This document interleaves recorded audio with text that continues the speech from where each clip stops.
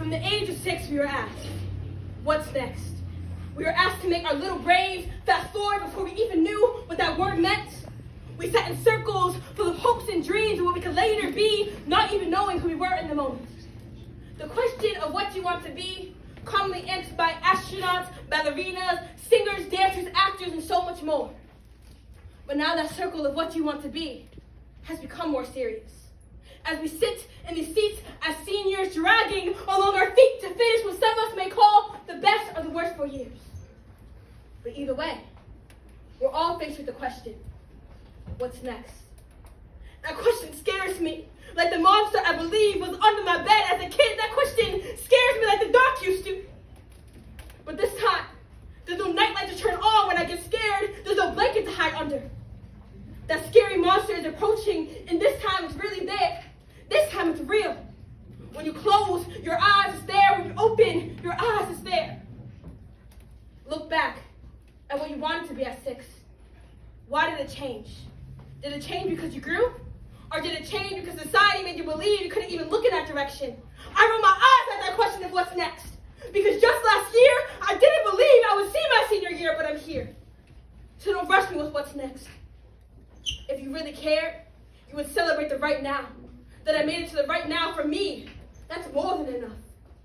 If you knew my story, you too would understand. You too would be proud of how far I came.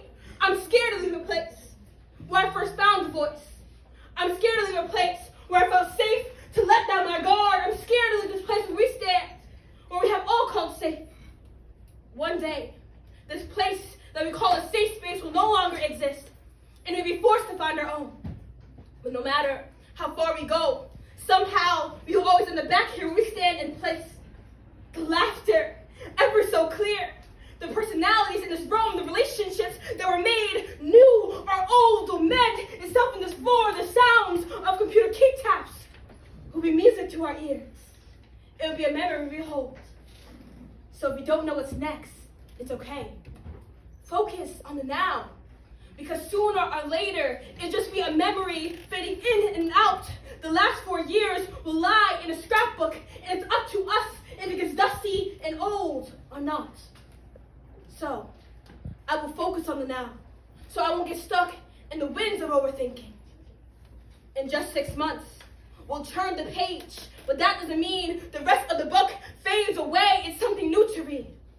Our lives, fighting different paths, but this, if you allow it, will always be the crossroads and middle grounds in which our memories meet hand in hand. This, if you allow it, will always be there to look back and smile.